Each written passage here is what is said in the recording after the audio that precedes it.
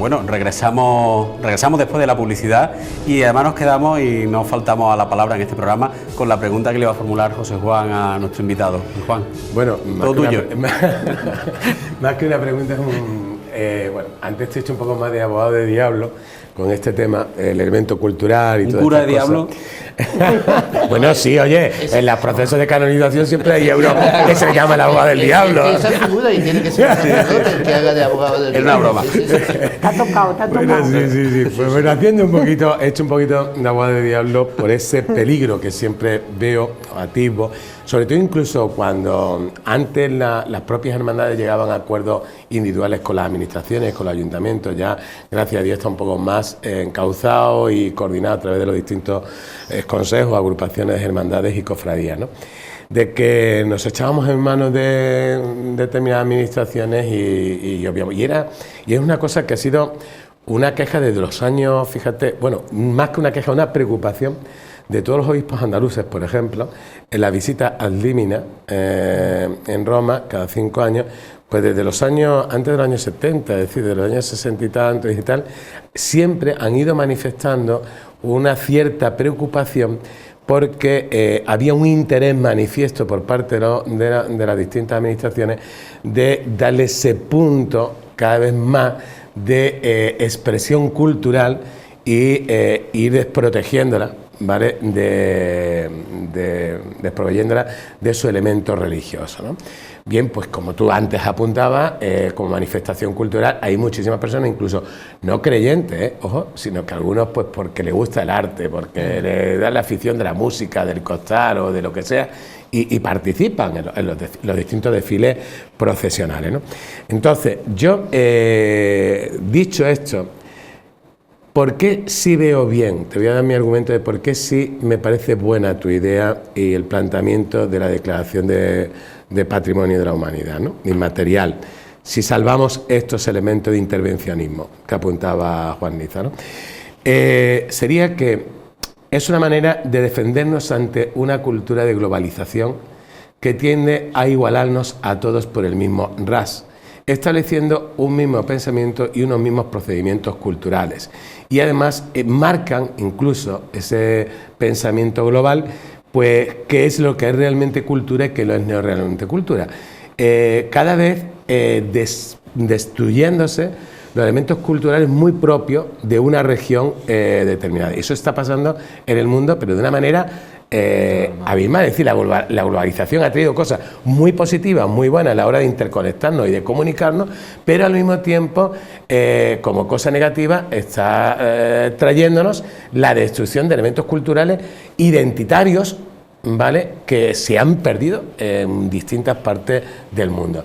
Y que, ojo, para mí lo vería como muy positivo este tema del patrimonio de la humanidad, salvando todo lo que decía de intervencionismo, como manera de salvaguardar y de proteger un elemento cultural importante de nuestra tierra que nos puede permitir esa expresión religiosa también.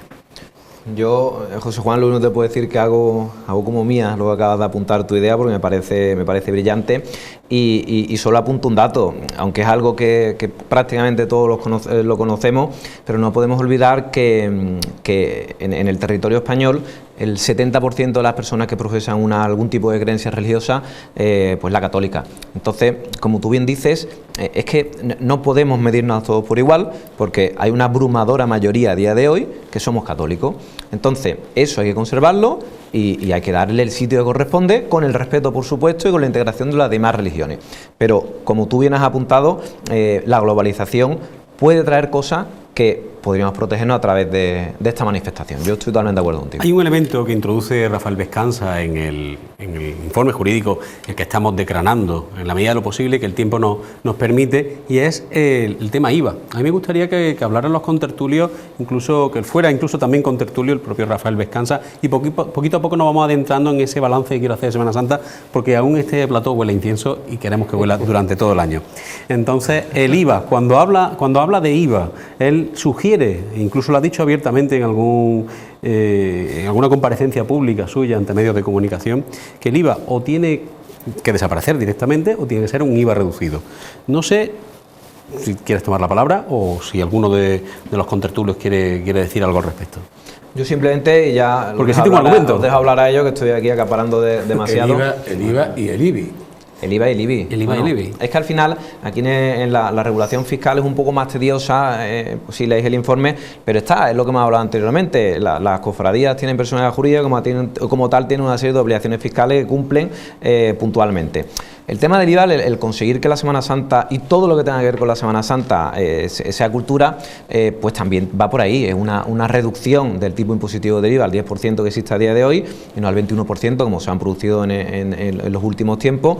Incluso la desaparición. Bueno, yo tampoco te diría una desaparición porque al final podría verse, ¿no? claro, podría verse como injusto desde el punto de vista de la contribución de las cofradías a la fiscalidad española, pero evidentemente una reducción de los sectores económicos afectados, todos los sectores que desde el punto de vista religioso, cofrades que estén afectados directamente con la Semana Santa, yo sí creo que es muy necesario. No sé qué pensaréis vosotros. Me gustaría que hablara Olga, porque creo que es un tema que le toca muy directamente. Siempre hemos estado exentos por ser religiosos, ¿no?, de pagar IBI y el IBI, ahora no me sale la palabra, pero bueno, sí es cierto que ya el año pasado nos empezaron a pedir el tanto por ciento de IVA de lo que eran las sillas y los palcos. A eso me refiero. De A eso me eso, refiero. por ahí todo. De eso ya se pagó. Lo único que pasa es que tuvimos la mala suerte que con esto de la pandemia, al cortarse radical la Semana Santa, y fue en 2 semanas y media, Córdoba desde luego devolvió todo el dinero, tanto de palco y silla como de IBI. También es cierto que todavía no ha habido palcos que se hayan cobrado, porque unos porque lo han dado como obra social y otros porque aún no lo han querido cobrar en espera de una nueva Semana Santa, pero indiscutiblemente eso habría que estudiarlo muy bien, porque es cierto que va a llegar un día en que tengamos que pagar IBI y que haya que pagar todo el IVA y todas las cosas que mueve una hermandad. Hoy en día lo único que teníamos, y eso José Juan me lo puede decir, era que cuando comprabas a partir de una cierta cantidad que se pasara ya de un presupuesto pequeño, sí había que pedir un poco de permiso, un permiso al obispado. El obispado te daba el permiso siempre y cuando tú pudieras responder a todo lo que realmente tenías luego que pagar. Y hasta ahora no ha habido ningún problema, siempre las hermandades han cumplido y demás. Pero en lo del IVA y el IBI es cierto que hay muchas hermandades ya pues con patrimonio propio, sobre todo de casas, de hermandades, locales, y eso claro, es un IBI que está ahí en el aire y que ahora mismo no lo estamos pagando, tengo entendido. No, ahora mismo no. No se paga, porque por ejemplo La Esperanza tiene su casa y que yo sepa no se paga, pero indiscutiblemente algún día vendrá. Por algún lado nos darán, eso está claro, y tendremos que hacerlo. Hay una cosa, es decir, que si las hermandades y cofradías tuvieran que pagar, por ejemplo, el IBI, pues lo tendrán que hacer muchísimas asociaciones también sin ánimo de lucro, ¿vale? Totalmente. Es decir, porque nosotros que es que hay una cosa que en esto políticamente utilizado muchas veces por la izquierda y por ese espíritu podemita. Al final hablamos de política, ¿eh? No, pero de decir lo que no es verdad. Sí. Es decir, que es que existe un privilegio con respecto a la Iglesia. Eso es falso. Es decir, vamos a ver, las hermandades y cofradías son asociaciones sin ánimo de lucro, como lo puede ser cualquier otra realidad, incluso los sindicatos, ¿vale? Y los partidos políticos, etcétera, tendrían que pagar IBI también por sus sedes, etcétera, ¿no? Estarían obligados a pagar ese IBI, ¿no? En el tema del IVA, oye, pues me parece que un IVA reducido como existen para otras actividades culturales en España, ¿vale? Lo mismo que lo es esto, si la defienden ellos como un valor cultural, ojo, trátenla como también están haciendo con otras realidades culturales. Ese IVA reducido porque precisamente afecta a un sector de trabajo que son eminentemente artesanales, que si tú les sigues apretándole vas a terminar porque desaparezca esos trabajos tan artesanales y que tampoco gente hoy realiza, ¿no? Y luego, otra cosa también muy distinta es que una hermandad, si quiere dentro de su casa de hermandad tener un bar, un establecimiento por el que tienen unos ingresos y demás historias, sí que se debe dar de alta en las actividades económicas y sí deberá pagar IBI. Es decir, porque es distinto ya, es decir, tú estás utilizando un local, eso pasa como por ejemplo, tú tienes un local que está dedicado, para ser casa de hermandad, simple y llanamente, y si tienes a lo mejor pues un barito allí, pues para solo los hermanos, ¿vale? Como una actividad de encuentro para los hermanos, vale, bien, no hay ningún problema. Ahora, si tú conviertes en una actividad económica, oye, pues entonces te tienes que someter a la legislación tal como está establecida, ¿vale? A ese respecto, ¿no?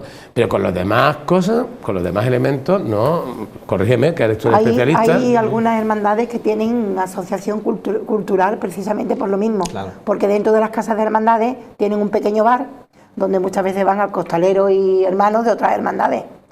Y Pero ahí eso es normal que se haga. Ahí hay una comparativa injusta con Una otras prestación de asociaciones. servicio. Es Totalmente. decir, una hermandad, para poder realizar eso, fijaros la cosa, es una asociación pública de Madrid. Está reconocida en el registro de entidades religiosas. Participa fiscalmente ya de demás historias como cualquier otro tipo de asociación de la que tiene que rendir cuenta.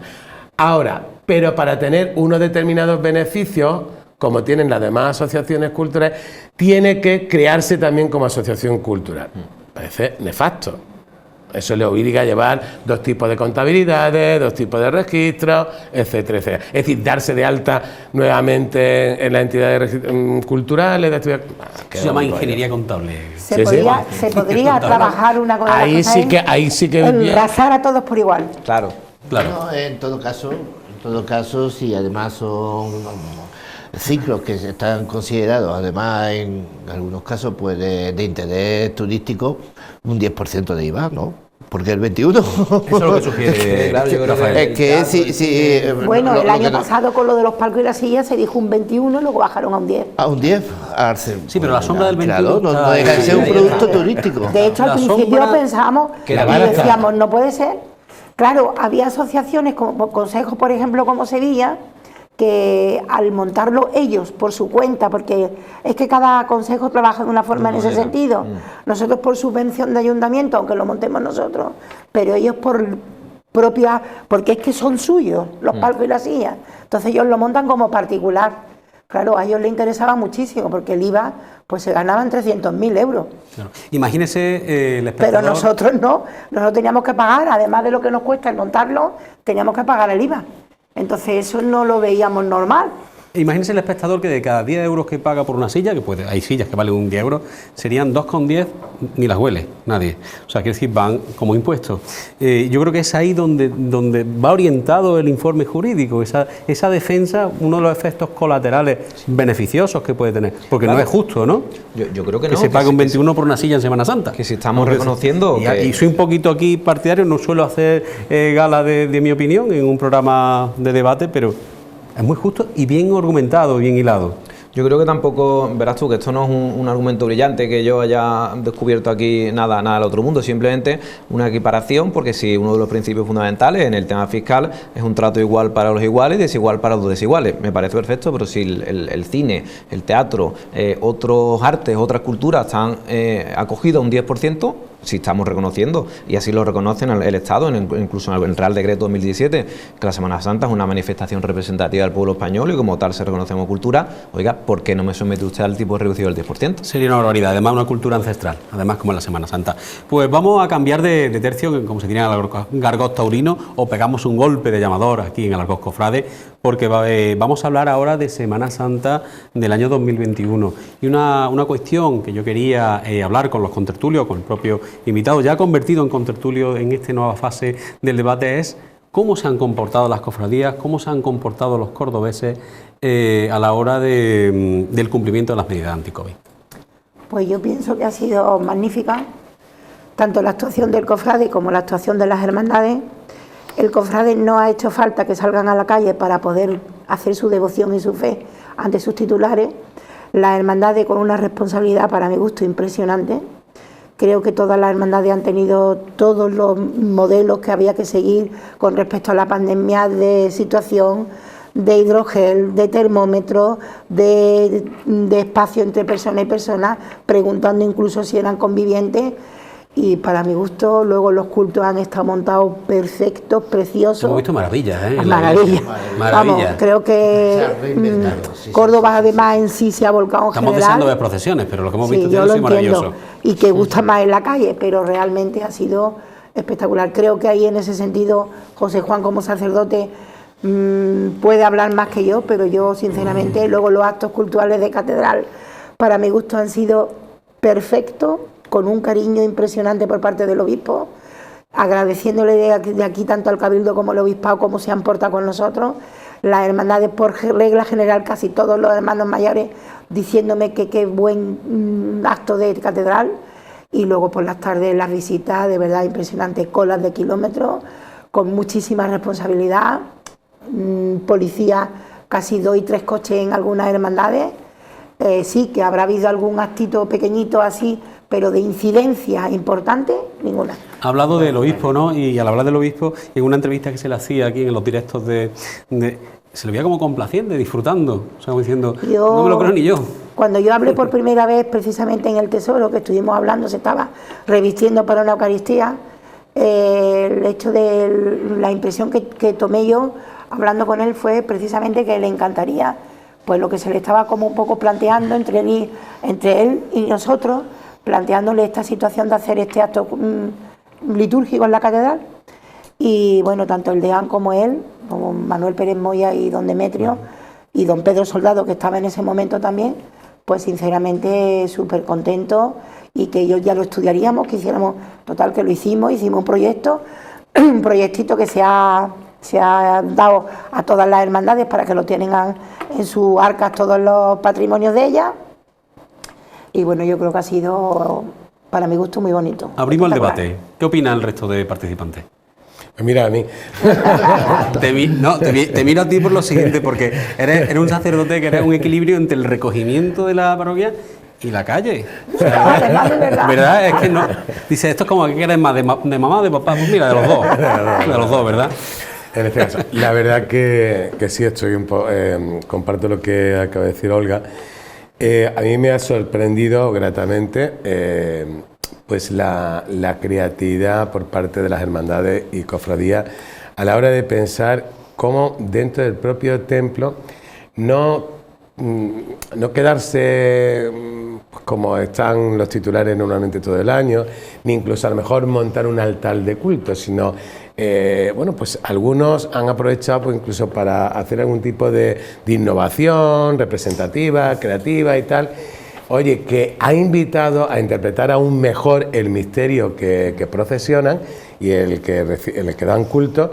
Y eso, a mí, por parte, ese interés y ese esfuerzo que han realizado las distintas hermandades y cofradías me parece fantástico. Es decir, yo creo que hay que darle un 10 cum laude a todas las hermandades y cofradías.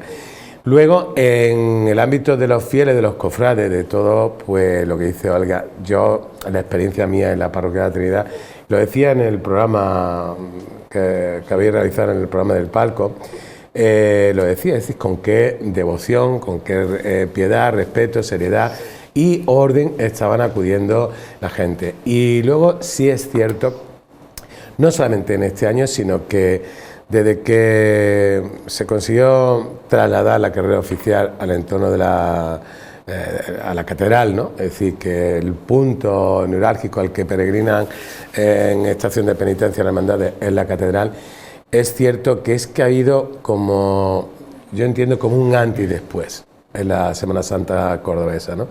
Y también en la relación de las hermandades y cofradías con la propia autoridad diocesana, ¿no? El clima y lo dice, está aquí Olga que lo puede confirmar, ese diálogo constante por parte del obispo, pero también por parte del Cabildo Catedral, que es que luego el que tiene que en el día a día, ¿no? En las reuniones con la agrupación, siempre ha sido pues esa disponibilidad a que realmente la catedral se convierta en ese epicentro, ¿vale? Donde se dé sentido real a la estación de penitencia. Y si este año no hemos podido peregrinar con nuestras procesiones, pero sí que las hermandades han peregrinado y han expresado su comunión con toda la Iglesia diocesana, y ese deseo, que yo sé que está ahí en la agrupación de hermandades y cofradías, de potenciar todavía con unas actividades pastorales importantes, que ese es uno de los retos que están por delante, ¿no? Bueno, pues yo lo que puedo hablar desde el punto de vista informativo y que no es poco, Juan, que no es poco. Tú has estado aquí un poco viéndolo todo. Se hace lo que se puede aquí en el parco, invitando a la gente al parco. Has tenido la mala suerte de no estar en la calle, pero la buena suerte de estar en todos lados. Sí, totalmente. Y además en todos los lados, porque bueno, nos habíamos planteado al principio un programa pues con una Semana Santa virtual para mantener viva la llama, ¿eh? Mucho tiempo en directo, éxito día a día, pero sobre todo basado en material virtual. Lo que nos ha sorprendido ha sido la actualidad, lo que nos ha sorprendido ha sido la variedad, los altares de veneración, nos ha sorprendido cómo cada hermandad había respondido al tema del COVID. Ha habido más actualidad, muchísima más actualidad y mucha más Semana Santa de lo que pensábamos nosotros y nosotros mismos, ¿no?, que lo habíamos planificado. Y además eso me dice una cosa. Incluso en las tertulias que hemos tenido coincidían. No se sabe qué escenario puede haber para la Semana Santa 2022. Puede haber desde el más optimista, el más optimista es que ya en la 1 de septiembre somos todos ya invulnerables. Ese es el escenario más optimista. Puede que la cosa se complique, puede que haya medidas restrictivas por lo menos de algún tipo que pueda afectarle o no, pero las cofradías van a estar preparadas. Las cofradías ha dado la sensación total de que con muy poquitas semanas que le han dado a las cofradías para prepararse, han montado una Semana Santa sin procesiones, pero sin desmerecer, para nada. Rafael, pronúnciate. Bueno, yo creo es que lo habéis dicho prácticamente todo. Yo creo que las hermandades, las cofradías, la iglesia, el pueblo, los cofrades en general han dado un ejemplo absoluto de civismo, de educación. Incluso las propias hermandades yo creo que se han visto altares de un altísimo valor litúrgico, que es lo importante al final, y en época de crisis, cuando la gente en su día a día tiende a reinventarse y a ser mucho más creativo, yo creo que las hermandades han dado un paso al frente desde el punto de vista, como digo, litúrgico, y el cofrade en general yo creo que ha dado un ejemplo de educación a la sociedad en general. No somos pitonisos ni lo pretendemos, evidentemente, pero sí me gustaría, porque nos quedan aproximadamente 6-7 minutitos de programa, me gustaría conocer vuestra opinión, vuestra previsión con vista a 2022, porque además los cofrades tenemos esa costumbre de cerrar una Semana Santa y empezar a poner el contador, cuánto nos queda para el próximo Domingo de Ramos. Hay muchos que seguramente con minutos y segundos ya lo sabrían. Y probablemente los telespectadores se estarán riendo más de uno porque es verdad, es real así. Incluso hay algunos establecimientos que tienen su relojito y ahí ya a lo que dé, ¿verdad? A lo que dé. Entonces, lo que me gustaría saber es vuestra opinión sobre la Semana Santa de 2022. Sé que hay mucho aventurarse, sobre todo porque en un año nos ha pasado prácticamente de todo. Hemos vivido un año con una intensidad muy sobresaliente. Así que conocer vuestra opinión, simplemente, y que la conozca el telespectador, que es el que está deseando. Valorar la Semana Santa del 2022 es prácticamente difícil, la verdad. Depende mucho pues de sanidad, del ministerio, tanto del interior como de lo que es del gobierno de Andalucía, del gobierno central. Entonces, valorarte una Semana Santa es difícil. Pero hay una palabra que se llama esperanza. Y que te suena a ti muy cercana, además. Cuando la digo... Que te suena a ti muy cercana. No, barriendo para casa. No podemos hacer política. De verdad que no lo hago. De verdad que no lo hago por la hermandad de la esperanza, no. Lo hago porque creo que es una palabra que te llena la boca. Entonces, tanto te tiene que llenar la boca como el corazón. Entonces, esa esperanza no la podemos perder. Yo creo que si tenemos suerte de que las vacunaciones vayan bien, que como ha dicho antes, para septiembre, octubre estemos vacunados, que será un poco difícil, pero a lo mejor quedan poco. Como los costaleros son más jóvenes, espero que estén vacunados y que bueno, que tengamos mucha suerte, pero bueno, también es cierto que se ha demostrado este año, como bien habéis dicho, la calidad que hay aquí en Córdoba a nivel de cofradía. Creo que es un movimiento de 49 o 50.000 personas que se ha demostrado que nos movemos. Creo que han sacado de dentro, sin ni siquiera dinero, han sacado sus titulares y lo han puesto con una inmensa, como diría yo, fe, en el sentido de que hay algunos que se han mostrado increíbles, porque es que ha habido algunos increíbles, de verdad. Yo me emocioné con el Buen Suceso, fijaros que soy de la Esperanza y me gustó mucho, pero yo con el Buen Suceso es que me emocioné, porque es que veía cómo todo estaba. Bueno, y uno que me ha emocionado un montón también ha sido la Santa Cena. Cómo han adaptado a esos apóstoles, a todos hablando uno con otro, para que no estuviera desfasado de la mesa. Qué maravilla. Es una pirámide que había ahí, bueno, de verdad os lo digo, en general, no puedo hablar de 1, 2, 3, porque se pueden enfadar los demás. Es que ha sido todos. Me está dando la sensación de que firmaría otra Semana Santa así. No, una cosa es que me haya gustado, que lo haya disfrutado. El plan B ha funcionado. Y que la fe se ha movido, sí. Que yo lo que quería es que fuera una Semana Santa Ha viva, sido preciosa y viva. ha estado viva, en fe, Y en muy devoción, profunda. y ahora que esta esperanza, que es la tercera, como yo digo, pues que continuemos y que en el 22 pues la tengamos espléndida. Que José es lo que yo Juan. quiero. Yo soy de los optimistas, de lo que dice Juanita. Yo estoy ya preocupado si va a llover o no va a llover. Sí, eso iba a decir yo. Estoy preocupado por el agua. Pues va a llover, un día llueve. Seguro. Sí, ¿no? Oye, pues sí, yo no entiendo. Este año no ha caído ni una gota. Ni una gota. Vaya. Pues verás como el año que viene sí cae. Ahora puede llover el sábado glorioso. Me gusta mucho el ambiente extendido que ha tomado el debate, porque quiere decir que estamos disfrutando del debate y que tenemos la esperanza y el optimismo. Y hombre, que nos diga un sacerdote, un canónigo de catedral, que el año que viene va a haber Semana Santa, casi seguro, pues a mí me llena de optimismo. Confía en la providencia divina, hombre. Confiamos. Yo hago mía una frase que la hemos repetido en el parque un montón de veces, desde que estuvimos viendo con los hermanos de la Misericordia, ¿no? José Manuel Maqueda, cuando dijo: esta ha sido una semana única e irrepetible. Pero irrepetible de no repetirse, como se repita, de que no se va a repetir, vamos.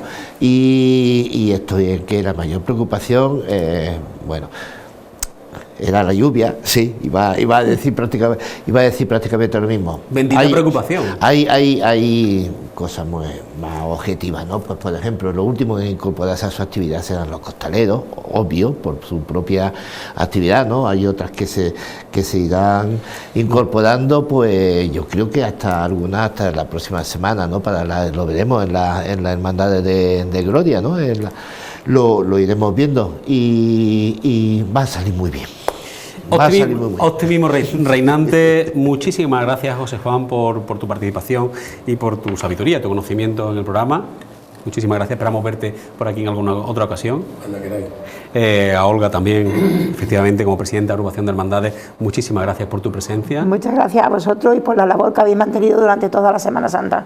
Se lo hacemos llegar a los compañeros, que además uno está aquí, al que voy a despedir ahora mismo, que ha hecho una gran labor por esa cobertura mediática que ha llevado a los hogares de aquellos que, bueno, por miedo, por tranquilidad, lo que se han quedado en casa. Es que era un equipazo, muy fácil hacer. No, claro. Con un equipo de compañeros de ese... Un equipo champion se llega a todos lados, ¿verdad? Efectivamente, así cualquiera, ha sido muy fácil.